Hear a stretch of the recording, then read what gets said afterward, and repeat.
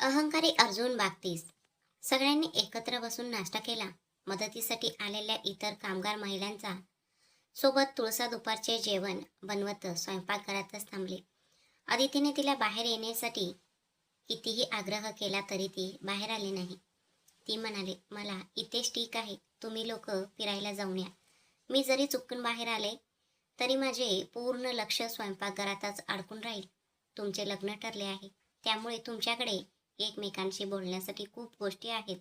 तुम्ही जाऊन या. आज ह्या घरात ह्या वाड्याचा मोठा मुलगा म्हणजे अखिलेश बाबा परत येणार आहे असे तुम्ही सांगितले ना, मग त्यांच्या स्वागतासाठी मला घरात गोडधोडाचे जेवण बनवायचे आहे. तुम्ही सगळे फिरायला जा असे म्हणून तुळसाने त्यांना पाठवून दिले. अर्जुन आणि अदिती दोघेजण वर्धन आजोबांची परवानगी घेऊन शेतात फेरफटका मारण्यासाठी निघाले. अर्जुनला अदितीने आधीच सर्व काही समजावून सांगितले असल्यामुळे त्याने देखील सायलीला सांगितले, सायली, तू विकास सोबत जा बरं का बाळा. आता सायली समोर सर्वात मोठी चिंता ही होती की ती विकास सोबत एकटी कशी जाणार. आता जर तिने नकार दिला तर वर्धन आजोबांच्या मनात संशय निर्माण होऊ शकत होता. ओ गॉड, असं विचार करत ती अगदी नाईलाजाने तयार होऊन खाली आली.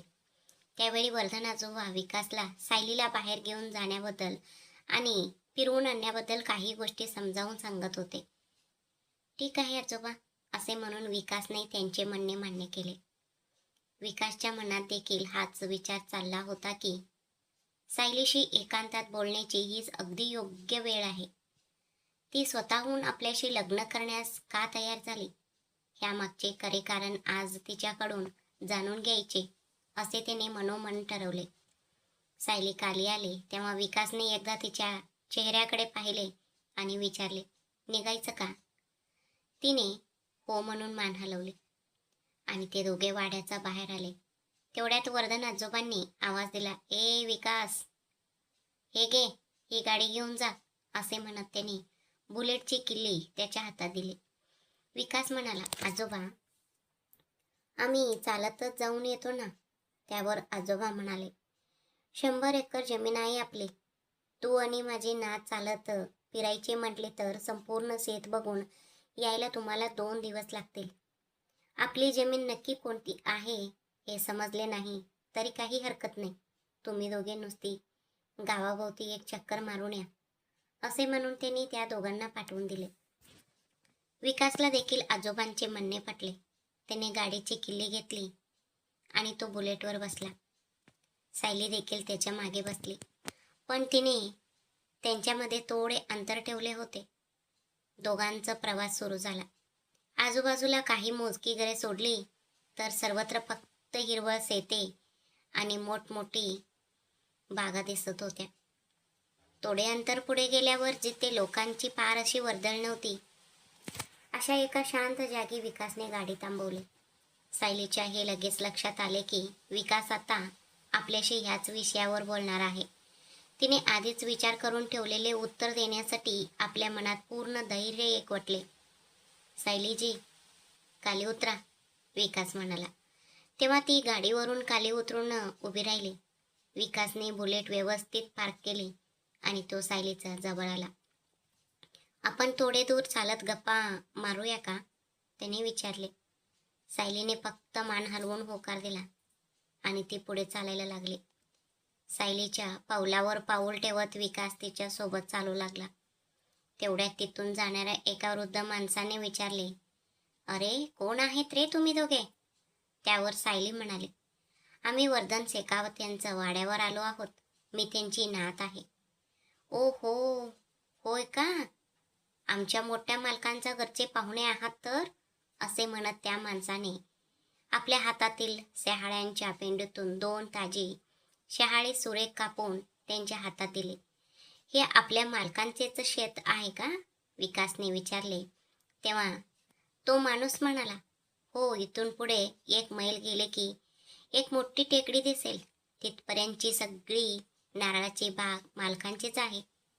शहाळ्यांचे पाणी दिल्याबद्दल धन्यवाद म्हटले आणि ते दोघे तिथून पुढे निघाले. शहाळाचे पाणी खूपच छान होते ना सायलीजी, अगदी गोड होते ना, असे म्हणत विकासने बोलते करण्यासाठी प्रयत्न करत होता. हो, खूपच चवदार होते, सायली म्हणाले. आता त्या दोघांच्या मध्ये पुन्हा एकदा एक अस्वस्थ करणारा शांतपणा पसरला होता. विकासला तो शांतपणा अजिबात सहन होत नव्हता. शेवटी त्याने पूर्ण धाडस एकत्र केले आणि म्हणाला, सायलीजी, मला तुमच्याशी एका अत्यंत महत्त्वाच्या विषयावर बोलायचे होते. सायलीला ह्या विषयाची पूर्ण कल्पना असल्यामुळे आणि आदल्या दिवशी अदितीने सांगितलेली प्रत्येक गोष्ट तिच्या मनात ताजी असल्यामुळे ती त्याचे बोलणे ऐकू लागली. ते तुम्ही अचानक माझ्याशी लग्न करण्याचं हा एवढा मोठा निर्णय का घेतलात? आणि तेही मला साधे एक शब्दही न विचारता? विकासने त्याच्या मनात सतत गोळणारा हा सर्वात मोठा प्रश्न अखेर तिच्या समोर मांडला. विकासचे हे शब्द ऐकताच सायलीची पावले तिथेच थबकली. विकास तसंच पुढे चालत गेला होता. पण शेजारी सायली नसल्याचे जाणवताच त्याने मागे वळून पाहिले तर सायली तिथेच उभी राहून थेट त्याच्याकडेच पाहत होती. तो पुन्हा तिच्या जवळ आला आणि म्हणाला, माझ्या ह्या प्रश्नामुळे तुमचे मन दुखावले गेले असेल तर मला माफ करा सायलीजी. पण तुमच्या ह्या अचानक घेतलेल्या निर्णयामागचे खरे कारण मला समजायलाच हवे. कुणाच्या तरी बळजबरीमुळे किंवा दबावामुळे तुम्ही हा निर्णय घेतला आहे का? सायलीने एक दीर्घ सुस्कार सोडला आणि म्हणाले, का विकासजी? एका विधवेला दुसऱ्यांदा लग्न करण्याचं कोणतेही हक्क किंवा संधी नसते का? की तुम्हाला साधे एक शब्दही न विचारता मी तुमच्याशी लग्न करण्याचा निर्णय घेतला हे तुम्हाला अजिबात आवडले नाही का? की तुमच्या आयुष्यात आधीपासूनच दुसरी कोणती मुलगी आहे? हे बोलताना तिचा कंठ दाटून आला होता आणि आवाज कातर झाला होता. दुसरीकडे अर्जुन आणि अदिती दोघे जण सायकलवरून शेतात फेरफटका मारण्यासाठी आले होते. त्या दोघांसाठीही हा एक अतिशय नवीन आणि वेगळा अनुभव होता.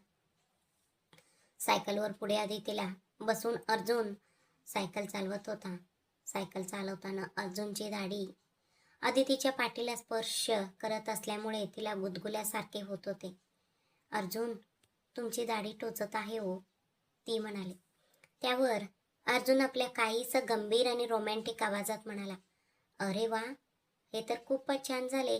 दाढी असतेच टोचण्यासाठी, मिसेस अर्जुन शेखावत. त्याचे हे बोलणे ऐकून अदिती खूप लाजली. ते दोघे सायकल चालवताना थोडे पुढे आले. त्यांनी सायकल एका बाजूला लावले आणि ते शेताच्या आत फेरफटका मारू लागले. तिथे काम करणाऱ्या सर्व गड्यांनी अर्जुनला आदराने नमस्कार केला आणि ते पुन्हा आपापल्या कामाला लागले. तिथले एक दोन गडी सुपारीचं झाडावर चढून सुपारीचा सुकलेला लोंब्या खाली पाडत होते तर काही लोकांनी ताडपत्री पसरली होती. ते बांबूच्या मोठ्या आणि मजबूत टोपल्यांचा वापर करून त्या टोपलीवर मारून सुपारीचे दाणे म्हणजे लोंब्यापासून वेगळे करत होते. आणखी 2-3 गडी अवतीभोवती जमिनीवर पडलेला सुपाऱ्या वेचून आणत होते. सुपारी वेगळी करणाऱ्या लोकांची मोठी ढीग तयार झाल्यावर ते सर्वजण ती सुपारी गोणपाटाच्या पोत्यात भरत होते. अर्जुन हे सगळे मोठ्या आश्चर्याने पाहत होता. सुपारी गोळा करणाऱ्या गड्यांच्या जवळ अदिती आली. तिने एक कच्ची सुपारी हातात घेतली. आपल्या दातांनी तिचे टरपल सोलले आणि ती हिरवी कच्ची सुपारी अर्जुनच्या समोर धरली. ते पाहून अर्जुनला आणखीनच मोठा धक्का बसला. अदिती, लोक अशा प्रकारे दातांनी सुपारी सोलतात होय? मग त्यांच्या दातांची काय अवस्था होत असेल? अर्जुनने विचारले. जन्मापासून शहरात वाढलेल्या अर्जुनला नक्की काय चालले आहे हेच समजत नव्हते. आपण विड्यांचे पान खाताना जी सुपारी वापरतो तिचा रंग वेगळा असतो आणि इथे झाडावरून काढलेलं सुपारीचा रंग मात्र पूर्णपणे वेगळा आहे. हे तो निरखून पाहत होता. अदिती हसली आणि म्हणाले, अहो, सगळी सुपारी कोणी दातांनी सोलत बसत नाही. सुपारी कोवळी आहे की नीट तयार झाली आहे हे तपासणीसाठी फक्त 1-2 सुपाऱ्या अशा प्रकारे सोलून पाहिल्या जातात बस. जर खूप कोवळी सुपारी काढली तर ती उकडताना पूर्णपणे वितळून जाते आणि जर खूप निबार सुपारी काढली तर सुपारी उकडल्यानंतर आणि सुकवल्यानंतर ती खूप हलकी होते. त्यामुळे तिला जास्त वजन येत नाही आणि बाजारात भरपूर पैसे मिळत नाहीत. जर अगदी योग्य टप्प्यावर आलेली सुपारी पाहून काढली तर ती उकडताना वितळतही नाही आणि सुकवल्यावर हलकीही पडत नाही.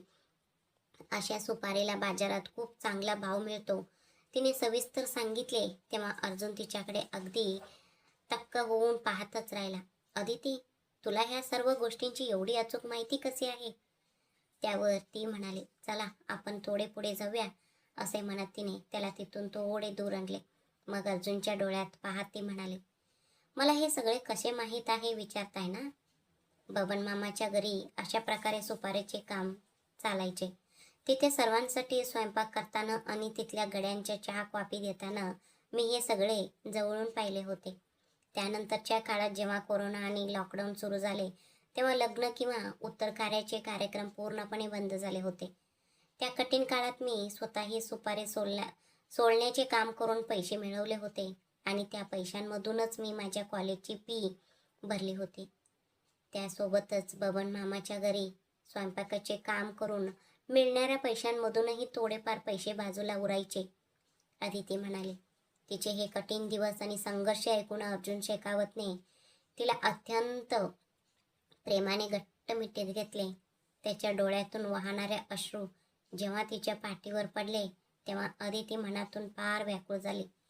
अर्जुन आणि अदिती वाड्यावर परत आल्यानंतर काही वेळातच सायली आणि विकास देखील तिथे पोचले.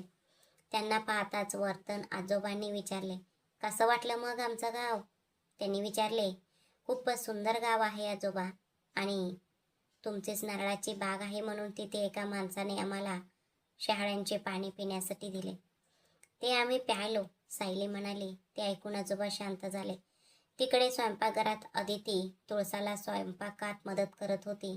आता अवघ्या एका तासात अखिलेश आणि शकुंतला इथे वाड्यावर पोचणार होते. त्यामुळे त्यांच्या स्वागतासाठी त्यांना ओवाळायला आरतीचे ताट तयार करणे आणि इतर सर्व पूर्वतयारी अदिती स्वतः करत होती. आपल्या सासू सासऱ्यांचे पुन्हा एकदा लग्न होणार ह्या कल्पनेनेच अदिती खूप जास्त आनंदी होती. अर्जुन देखील तिच्या ह्या आनंदाकडे लांबून कौतुकाने पाहत होता. अदितीला एवढे आनंदी आणि हसताना पाहून कित्येक दिवस उलटून गेले होते. त्याने मनातल्या मनात एक मोठा निश्चय केला. इथून पुढे माझ्या अदितीला दुःख देणारी कोणतीही गोष्ट जर आली तर ती सर्वात आधी माझ्याशी नडेल आणि मला ओलांडूनच पुढे जाईल.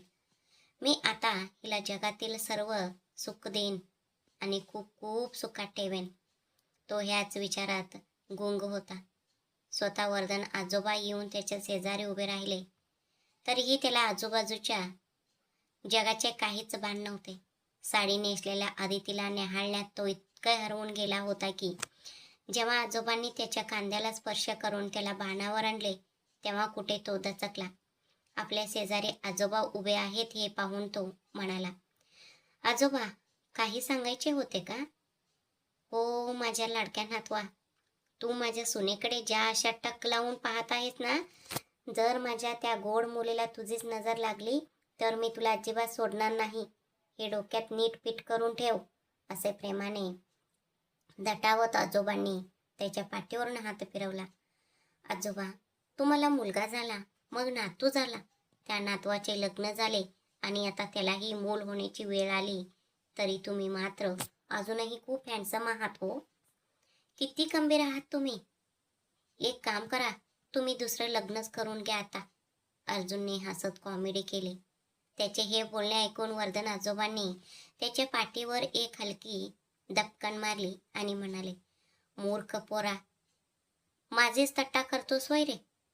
तुझ्या एवढ्या वयाचा होतो ना मी तेव्हा मला अखिलेश झाला सुद्धा होता, आणि तू बघ कसा आहेस. लग्न केलेल्या बायकोसोबत सुखाने संसार कर आधी, आणि त्या तुझ्या आईचे ऐकून तू त्या घर बसल्या पौर्णिमेचं मुलीशी लग्न करायला निघाला होतास ना. तुझी अक्कल काय शेण खायला गेली होती काय रे? आजोबांनी त्याला चांगलेच दटावले. आजोबांचे हे बोलणे ऐकून अर्जुनचा चेहरा पडला. ते पाहून वर्धन आजोबांना पुढे बोलण्याची संधी न देता अर्जुनने त्यांना तिथून बाजूला नेले. वाड्याच्या समोर असलेल्या फिरीचं शेजारी दगडी बाकड्यावर त्याने आजोबांना नेऊन बसवले. कारण आजोबांचे हे बोलणे जर चुकून अदितीच्या कानावर पडले तर ती जुन्या गोष्टी आठवून पुन्हा दुःखी होईल अशी त्याला मनातून भीती वाटत होती. त्याची ही परिस्थिती समजून घेत वर्धन आजोबांनी त्याच्या खांद्यावर ताप मारली आणि म्हणाले, मला सगळं समजतंय रे माझ्या बाळा, पण माझी ती दुसरी पत्नी, तिचा मुलगा आणि मुलगी माझ्या पोटच्या मुलाला उद्ध्वस्त करण्यासाठी एवढ्या तराला जातील याचा मी स्वप्नातही विचार केला नव्हता रे पोरा. आता सगळं काही ठीक झालं आहे आजोबा. पौर्णिमा, आत्या, मोना आणि तो त्यांचा भाऊ हे सगळेजण आता तुरुंगात कडी फोडत आहेत. तुम्ही आता त्या गोष्टीची काळजी सोडून द्या, अर्जुन म्हणाला. तेव्हा कुठे वर्धन आजोबांच्या मनात जरा शांतता लाभली. तेवढ्यात वाड्यासमोर कारचा आवाज आला आणि त्या दोघांनी त्या दिशेने पाहिले. कित्येक वर्षानंतर आपल्या मुलाला समोर पाहताना वर्धन आजोबांच्या मनात एक वेगळाच संकोच आणि दागदुख निर्माण झाली होती. त्यांच्या मनातील ही अवस्था ओळखून अर्जुन म्हणाला, आजोबा तुम्ही वाड्याचा आत जा, मी स्वतः त्यांना सन्मानाने आत घेऊन येतो. आजोबांना देखील त्याचे म्हणणे पटले आणि ते आत निघून गेले. वाड्याच्या समोर कार येऊन थांबली आणि कारमधून खाली उतरलेल्या अखिलेश यांना आपले संपूर्ण बालपण डोळ्यासमोर उभे राहिलेले दिसले. वाड्याचा रंग बदलला होता, पण बाहेरून त्याची मूळची रचना मात्र अजूनही तशीच होती.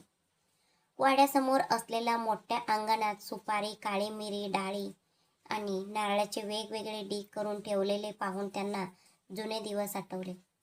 त्यांची आई तिथेच अवतीभोवती फिरत त्यांना केळवत कशी भरवायची आणि आपल्या करारी वडिलांच्या रागीट नजरेला घाबरून ते फिरीच्या कट्ट्यावर कसे जाऊन बसायचे, ह्या सर्व जुन्या आठवणी एखाद्या चित्रपटासारख्या डोळ्यासमोरून सरकून गेल्या आणि त्यांचे मन जड झाले.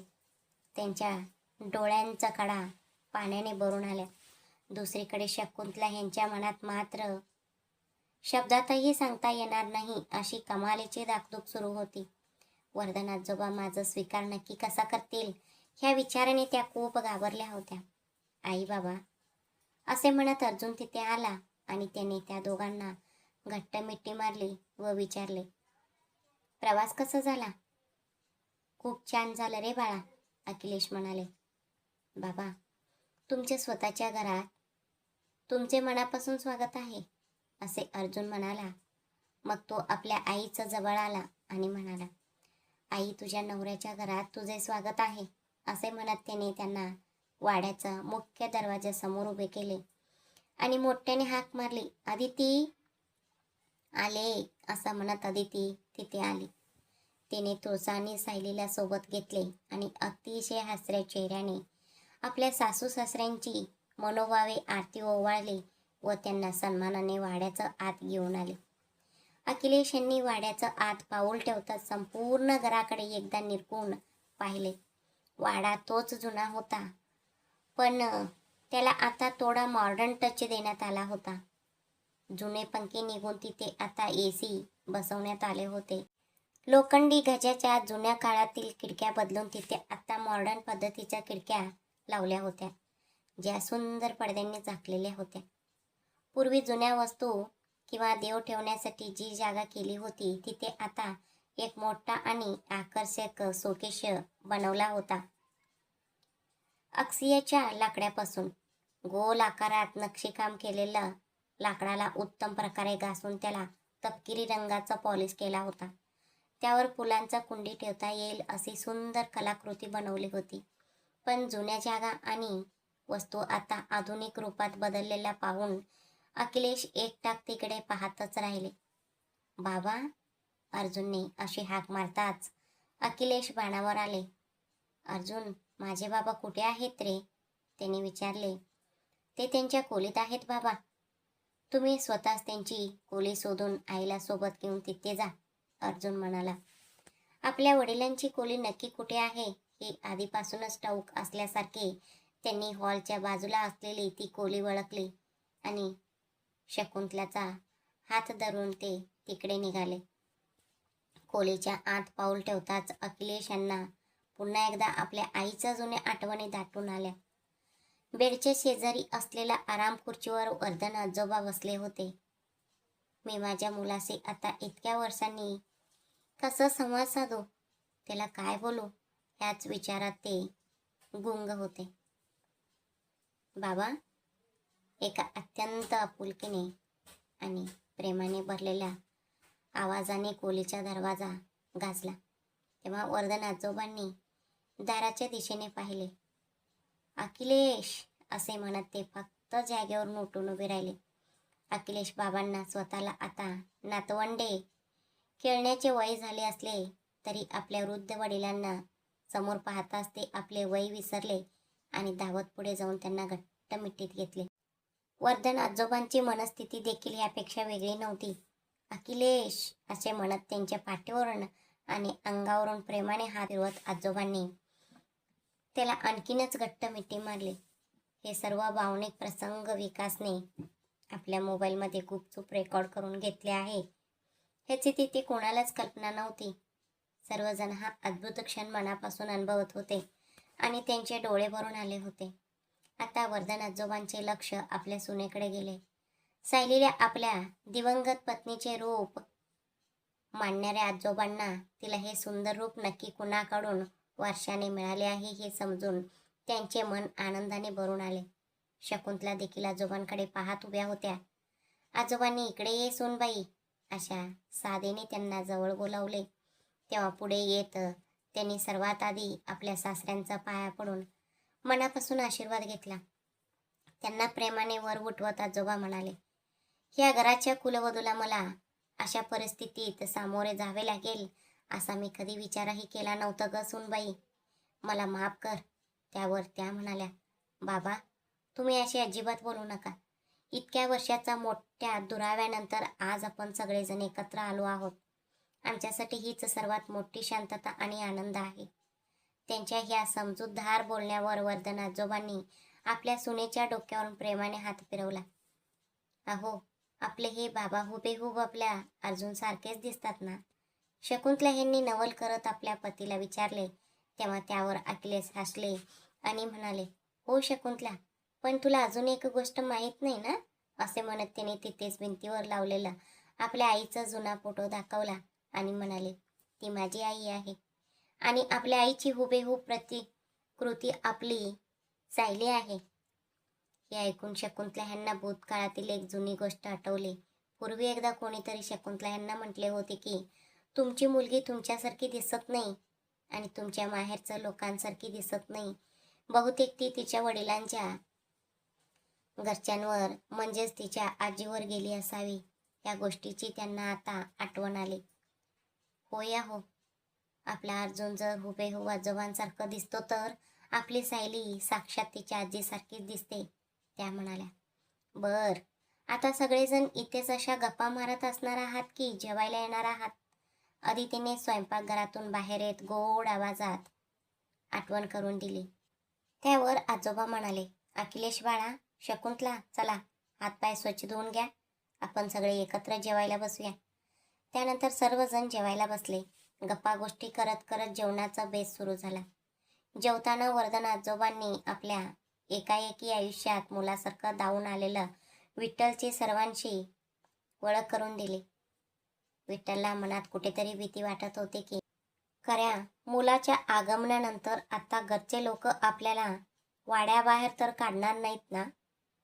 पण त्याचा तो पडलेला चेहरा पाहून अखिलेश स्वतः उठून विठ्ठलजवळ गेले. त्यांनी विठ्ठलचा हात आपल्या हातात घेतला आणि म्हणाले, विठ्ठल, मी तुझे हे उपकार आयुष्यात कधीच विसरू शकत नाही.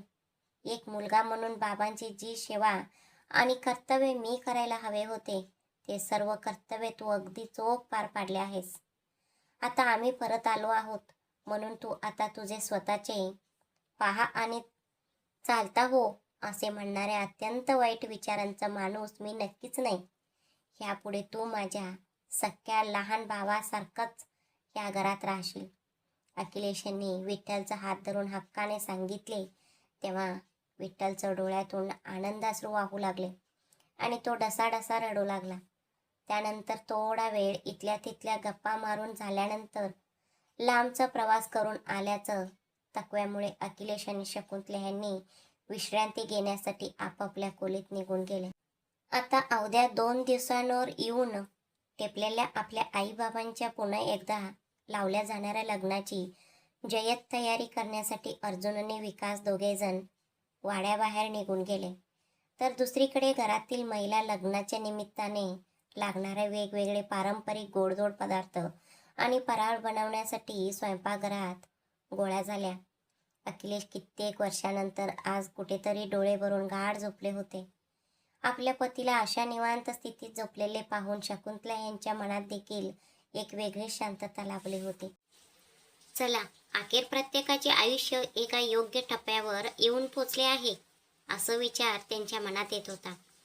पण माझी ही लाडकी मुलगी सायली, जिने एवढ्या लहान वयातच आपल्या पतीला गमावले आहे, तिला आयुष्यभर असे एकटे राहू देऊ नकोस देवा, अशी त्यांनी मनापासून देवाकडे प्रार्थना केली. पण शकुंतला ह्यांना अजून सायलीने घेतलेल्या लग्नाचा मोठ्या निर्णयाबद्दल काहीच कल्पना नव्हती. जेव्हा हे सत्य त्यांना समजेल तेव्हा त्यांना किती अथांग आनंद होईल. त्यांनी आपले हातपाय धुतले आणि त्या थोडा वेळ बेडवर आडव्या झाल्या, पण त्यांना झोप लागली नाही. अंगातील थकवा दूर झाल्यावर त्या खोलीच्या बाहेर आल्या. त्यावेळी स्वयंपाकघरात तिघी जणी हसत खेळत गप्पा मारत काहीतरी बनवत असल्याचे त्यांच्या लक्षात आले. त्यांनी तिथे जाऊन पाहिले तर अदिती चकलीचे पीठ व्यवस्थित मळून त्याचा गोळा चकलीचा साच्यात भरून तुळसाकडे देत होती. तुळसा चुलीजवळ बसून लाकडे व्यवस्थित पुढे सरकवत मंद आचेवर चकल्या छान तळून काढत होते. तर दुसरीकडे सायलीला पापडी करायचे काम दिले होते. सायली गॅस शेगडीजवळ खाली बसून मशीनने दाबून तयार करत होती आणि अदितीने त्या दोघींनाही कामात मदत करत होती. हे सुंदर दृश्य पाहून शकुंतला यांना आपल्या भावाची आणि वहिनीची आठवण आली. ही सगळी जय्यत तयारी आपल्या सुनेने म्हणजेच अदितीने केली आहे हे समजल्यावर त्यांच्या चेहऱ्यावर अभिमानाचे हसू उमटले. माझ्या घरात अगदी शोभेल अशी कुलवधू तू माझ्या घरी पाठवली आहेस देवा, पण तिचे हे मोठेपणा समजून घेण्यात मी थोडा वेळ लावला. मला माफ कर. आमचे लग्न पार पाडल्यानंतर जेवढ्या लवकर होईल तेवढ्या लवकर ह्या दोघांचे पुन्हा एकदा रीतिरिवाजाप्रमाणे लग्न लावून दिले तर माझ्या मनाला खूप मोठी शांतता लाभेल. अशा विचारात त्या पूर्णपणे हरवून गेल्या होत्या. तितक्यात त्यांना बाणावर आणले अदितीच्या आवाजाने. या ना आत्या, तिथेच का उभं राहिलात, तिने विचारले. त्या हसतच स्वयंपाकघरात आल्या आणि म्हणाल्या, तुम्ही सगळे मिळून हे जे काही करत आहात तेच मी पाहत उभी होते. मला पण एखादे काम सांगा ना अदिती. त्यावर अदिती म्हणाली, आत्या, आता हे 2 पदार्थ तर तयार झाले आहेत. रात्री आम्ही रव्याचे लाडू बनवणार आहोत, तेव्हा मात्र तुम्ही लाडू वळायला नक्की या. आपल्या सासूबाईंकडून जास्त कष्ट करून घेणे अदितीला पटणारे नव्हते.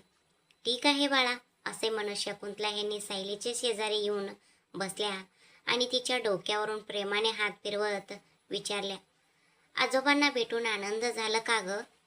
त्यावर सायली म्हणाली, खूप खूप आनंद झाला आई. आजोबा किती चांगले आहेत माहीत आहे का? असे म्हणत ती लहान मुलांसारखी आजोबांसोबत झालेल्या सर्व गप्पांची माहिती आपल्या आईला देऊ लागली. तिचे ते बोलणे ऐकत तिथले सगळेजण आपापली कामे करत होते. सुनील गेल्यानंतर सायलीचे बोलणे अगदी कमी झाले होते.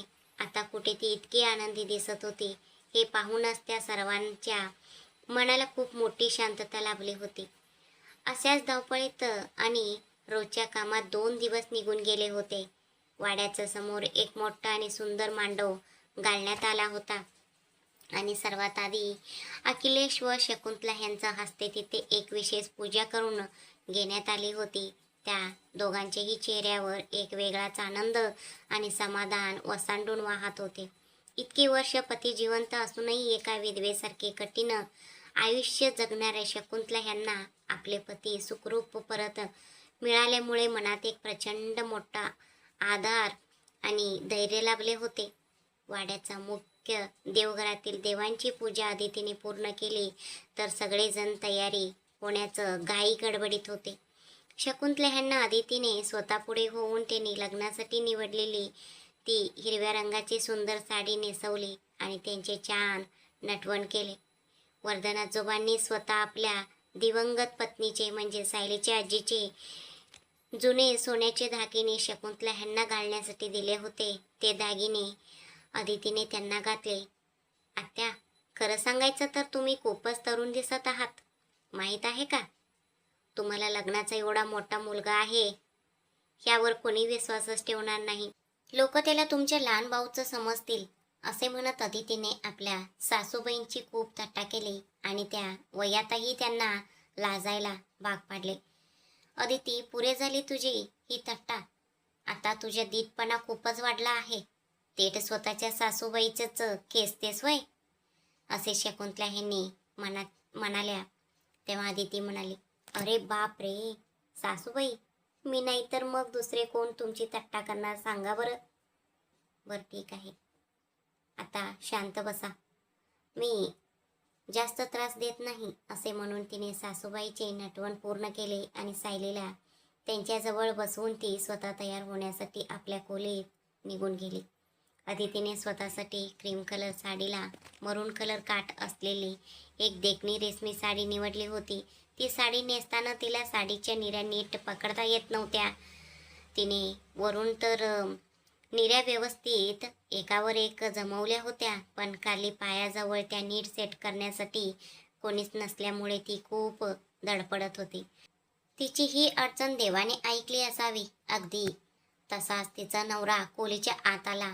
अदिती, तयार झालीस का, असे विचारत आत आलेल्या अर्जुनचे शब्द त्याच्या कंठातच अडकून राहिले.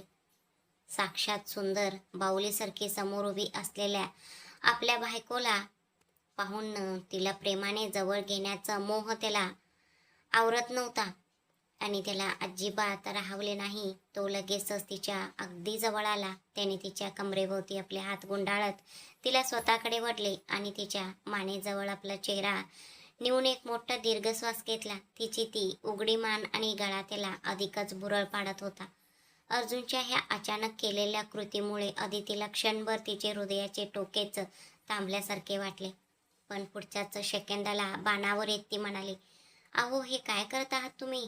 खोलीचा दरवाजा उघडा आहे हो, कोणीतरी येईल, असे म्हणत ती त्याला स्वतःपासून दूर सारण्याचा निष्फळ प्रयत्न करू लागली. पण त्याच्या त्या मजबूत विळख्यातून ती तरी स्वतःला कशी काय सोडून घेऊ शकणार होती. अदिती, इश, तू जर अशी मोठमोठ्याने आरडाओरड केलास तर नक्कीच सगळेजण इथे धावत येतील, असे म्हणत तिने तिला थोडे बाजूला केले. पुढे होऊन खोलीचा दरवाजा व्यवस्थित ओढून घेतला आणि आतून लॉक केला. त्याच्या ह्या अशा वागण्यामुळे त्या बिचाऱ्या मुलीचा जीव अगदी घाबरून तोंडात आला होता. कमरेत कोचायच्या साडीचा ज्या निऱ्या तिने पकडल्या होत्या त्या कधीच निसटून जमिनीवर पडल्या होत्या. अर्जुन, मला अजून तयार व्हायचे आहे हो, तुम्ही प्लीज बाहेर जा ना, ती म्हणाली. पण अर्जुनने तिच्याकडे पाहिले. तिचे असे लग्नाचे रूप आणि नटणे त्याने यापूर्वी फक्त त्यांच्या स्वतःच्या लग्नात पाहिले होते आणि आज तो ते पुन्हा पाहत होता. त्यावेळी तिच्या ह्या रूपाचे कौतुक करण्याचा किंवा आस्वाद घेण्याचा त्याचा मूड नव्हता आणि तशी मनस्थितीही नव्हती. पण आत्ता परिस्थिती तशी नव्हती. त्याने तिला कधीच आपली हक्काची बायको म्हणून मनापासून स्वीकारले होते. तो पुन्हा तिच्या अगदी जवळ आला आणि त्याने आपले दोन्ही हात तिच्या खांद्यावर ठेवले. तुझा माझ्यावर विश्वास आहे ना, त्याने विचारले. हो, ती फक्त एवढेच म्हणाले. तिच्या त्या उत्तरावर अर्जुनने मंद हसून तो खाली वाकला आणि जमिनीवर पडलेले साडी हातात घेऊन त्याने स्वतः आपल्या हाताने साडीचा सुरेख निऱ्या बनवल्या. अदिती डोळे मोठे करून अगदी नवल वाटावे तशी फक्त त्याच्याकडेच पाहत उभी होती. जेव्हा अर्जुनने साडीचा त्या सुंदर बनवलेल्या निऱ्या तिच्या कमरेच्या समोर व्यवस्थित कोचल्या तेव्हा कुठे ती भानावर आली. त्याच्या त्या बोटांच्या स्पर्शाने तिच्या संपूर्ण अंगावर जणू एक रोमांचक उठले होते. अर्जुनने खाली गुडघ्यांवर बसून साडीचा निऱ्या कालपर्यंत व्यवस्थित पकडल्या आणि त्या छान हाताने दाबून एका रेषेत सेट करून दिल्या. अदिती मात्र पूर्णपणे शब्द हरपून बसल्यासारखी फक्त त्याच्या ह्या सर्व हालचाली निहाळत होती. त्यानंतर अर्जुनने अदितीला तिथेच असलेल्या एका खुर्चीवर बसवले. तिच्यासाठी खास आणलेल्या सोन्याचं एका मोठा हार आणि सुंदर चोकर त्याने स्वतः तिच्या गळ्यात घातला. इतकेच नाही तर तिच्या कानात झुमके देखील त्यानेच घातले. तो जे काही करत होता ती एखाद्या मूक बाहुलीसारखी शांत बसून आरशामध्ये दिसणाऱ्या आपल्या नवऱ्याचं त्या देखण्या रूपाचे प्रतिबिंब डोळे भरून पाहत होती. आपल्या प्रेमाची कबुली देऊन आता बरेच दिवस उलटून गेले होते. पण मध्यंतरीच्या काळात आपला दादा विकास आणि सायली ह्या दोघांना कसं एकत्र आणायचं ह्याच विचारात तिचे डोके जास्त गुंतले होते. त्यामुळे आपल्या हक्काच्या नवऱ्याला अशा रीतीने जवळून पाहण्याची आणि त्याचे रूप डोळ्यात साठवून ठेवण्याची तिला आजवर संधीच मिळाली नव्हती. पण आता सासरे एकत्र आले होते. सायली आणि विकासदादा देखील लवकरच एकत्र येणार होते. आता फक्त ती आणि तिचा नवरा उरले होते. इथून पुढे आता माझे आयुष्य इतरांसारखेच पती, घर आणि मुले अशा सुखाच्या संसारात रमावे असा तिने मनात विचार केला. अदिती असे अर्जुनने हाक मारताच ती बाणावर आली आणि तिने आरशात स्वतःचे रूप पाहिले. तिच्या कपाळावर टिकली आणि भांगात कुंकू देखील त्यानेच भरले होते. आपल्याच विचारांच्या तंद्रीत असल्यामुळे तिला ह्या गोष्टीचे भानच राहिले नव्हते. हे आठवून ती स्वतःशीच मंद हसली. तिच्या अगदी पाठीमागे अर्जुन उभा होता. तो स्वतः शेरवानीमध्ये एखाद्या देखण्या नवरदेव सारखा दिसत होता. अदिती सोबत जेव्हा त्याचे पहिले लग्न झाले होते तेव्हा त्याने ऑफिसचं नेहमीचं सूट घातला होता. त्या दिवसापासून आजपर्यंत अर्जुनने कधीही शेरवानी घातले नव्हते. आता त्याने पहिल्यांदाच शेरवानी घातल्यामुळे त्याचा हा रुबाबदार अवतार पाहून अदितीला त्याच्यावरून नजर हटवणे कठीण झाले होते. अशा त्या दोघांचे एकत्र प्रतिबिंब इतके सुंदर दिसत होते की जणू कुणाची नजर लागू नये म्हणून दोघांची दृष्टच काढावी असे वाटत होते. अदिती चल आपण एक सेल्फी घेऊया असे म्हणत अर्जुनने आपला फोन काढला आणि अदितीचा खांद्यावर हात ठेवून काही खूप सुंदर फोटो काढले. तेवढ्यात वहिनी असे म्हणत सायलीने खोलीचा दरवाजा ठोठावला. आले सायली, अदिती म्हणाली. तिने दरवाजा उघडण्यापूर्वीच अर्जुनने तिला पटकन जवळ ओढले आणि तिच्या गालावर एक दाबून प्रेमळ चुंबन घेतले. त्यानंतर त्याने स्वतः पुढे होऊन दरवाजा उघडला आणि तो तिथून निघून गेला. तर अदिती मात्र लाजने एखाद्या मूर्तीसारखी तिथेच तिजून उभी राहिली. तिच्या अंगातील संपूर्ण रक्त जणू तिच्या चेहऱ्यावर उतरले आहे इतकी ती लाजेने लाल झाली होती. सायलीने खोलीच्या आत येऊन अदितीकडे पाहिले आणि ती गालातल्या गालात मंद हसून म्हणाली, काय वहिनी साहेब, रोमॅन्स एकदम जोरात सुरू आहे वाटतं. तिचे हे शब्द ऐकून अदितीने स्वतःला सावरले आणि लाजून म्हणाले, अगं तसं काही नाहीये सायली, ते माझ्या साडीचं निर्या नीट सेट होत नव्हत्या. मी मदतीसाठी अवतीभवती पाहिले पण इथे खोलीत कोणीच नव्हते. तितक्यात तुझे दादा आले. सो त्यांनीच मला साडीचं निर्या करून दिल्या बास. तिने कमालीच्या गडबडीत आणि घाबरून एका दमात हे सगळे स्पष्टीकरण देऊन टाकले.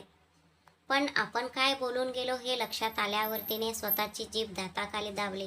हां बर चालू द्या आता लवकर चला, सगळेजण बाहेर तुमचीच वाट पाहत आहेत असे म्हणत सायलीने तिची छेड काढली आणि अदिती देखील तिच्यासोबत बाहेर आले.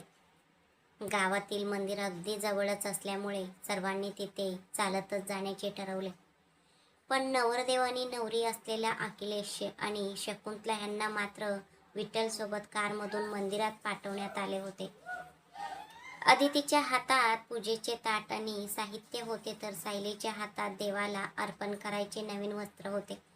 त्यांच्या अगदी मध्यभागी वर्धन आजोबा मोठ्या रुबाबाने चालत होते. आजोबांच्या उजव्या बाजूला अर्जुन आणि अदिती चालत होते तर डाव्या बाजूला विकास आणि सायली चालत होते. रस्त्यावरून चाललेल्या ह्या संपूर्ण कुटुंबाकडे गावातील प्रत्येक माणूस अगदी अचंबित होऊन पाहतच राहिला. वर्धन आजोबांनी संपूर्ण पंचक्रोशीत आणि गावात प्रचंड नाव कमावले होते. गावातील प्रत्येकाच्या मनात त्यांच्याबद्दल कमालीचा आदर आणि चांगली भावना होती. त्यामुळे गावकऱ्यांनी त्यांना देवासारखं मान दिला होता. वाड्याचे हे कुटुंब रस्त्यावरून जात असल्याचे पाहून काही गावकऱ्यांनी आदराने आपापल्या घरातून भोपळा आणले आणि त्या पाचही जणांना ओवाळले आणि रस्त्यावर भोपळा फोडून त्यांना पुढे पाठवले. सगळेजण जेव्हा मंदिरात पोचले तेव्हा पंडितजी लग्नाची सर्व तयारी पूर्ण केली होती आणि त्या दोघांना नवरदेव नवरीच्या पाटावर बसण्यास सांगितले. मंदिरात आलेल्या काही गावकऱ्यांनी जेव्हा ह्या प्रौढ जोडप्यांच्या लग्नाबद्दल वर्धन आजोबांना कुतूहलाने विचारले तेव्हा आजोबांनी त्यांना सांगितले, माझ्या सुनेचे मंगळसूत्र पूर्वी एक दोनदा तुटले होते, त्यामुळे आम्ही सगळे खूप घाबरलो होतो. तसेच माझा मुलगा देखील एका मोठ्या जीवघेण्या संकटात सापडला होता. त्याचवेळी मी या काळभैरवला नवस बोललो होतो की माझा मुलगा जर सुखरूप माझ्याकडे परत आला तर तुझ्या चरणी आणून मी ह्या दोघांचे पुन्हा एकदा मंगळसूत्र बंधन घडवून आणेन. बस त्याच नवस फेडायला हे लग्न आहे. अशा प्रकारे आजोबांनी खऱ्या सत्याला तोडे कोटेची जोड देऊन गावकऱ्यांना उत्तर दिले. खूपच उत्तम विचार आहे मालक, असे म्हणत तिथे उपस्थित असलेल्या सर्व गावकऱ्यांनी त्या जोडप्याला मनापासून शुभेच्छा दिल्या. सर्वात आधी देवाचा मुख्य अभिषेक आणि पूजा करून देवाला नवीन वस्त्रे अर्पण करण्यात आली. त्यानंतर पंडितजी सांगितल्याप्रमाणे अखिलेश आणि शकुंतला यांनी सर्व विधी व शास्त्रे अगदी योग्य रीतीने पार पाडू लागले. सावधान शुभमंगल सावधान अशा मंत्रोच्चारात आणि अक्षतांच्या वर्षावात गावकऱ्यांनी मंदिरातील घंटा मोठ्या जोराने वाजवायला सुरुवात केली.